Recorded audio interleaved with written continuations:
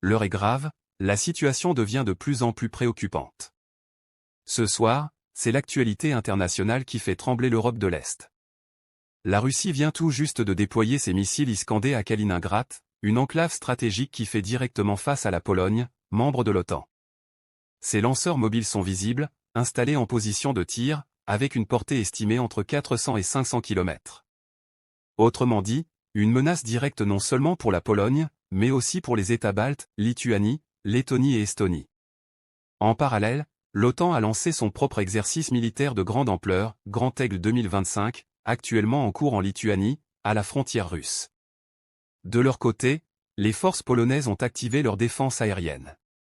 Des chasseurs sillonnent déjà le ciel, et des renforts américains, notamment des avions de transport CE-130J, seraient en route pour les bases polonaises.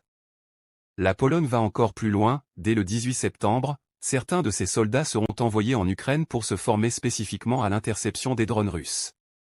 Une décision qui envoie un message clair à Moscou. De son côté, la Russie justifie ce déploiement par l'exercice Zapad 2025, une manœuvre conjointe avec la Biélorussie. Mais pour beaucoup d'observateurs, cette manœuvre est en réalité une posture offensive déguisée, un moyen de tester la réaction de l'OTAN. La tension est donc à son comble. Chaque partie se prépare, chaque geste est surveillé. La Russie monte ses muscles avec des missiles capables de frapper profondément en Europe, tandis que l'OTAN renforce son dispositif défensif. Nous assistons à une escalade sans précédent depuis des années. La paix s'éloigne, pas à pas, kilomètre après kilomètre.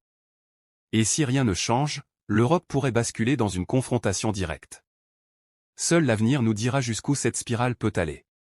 En attendant, restons attentifs, car ce qui se joue à la frontière polonaise concerne toute l'Alliance Atlantique et au-delà. Merci d'avoir suivi cette vidéo jusqu'au bout. Si le contenu t'a plu et que tu veux continuer à rester informé des dernières actualités internationales, n'oublie pas de mettre un pouce bleu, de t'abonner à la chaîne et d'activer la cloche de notification pour ne rien manquer. Tes retours en commentaire sont précieux.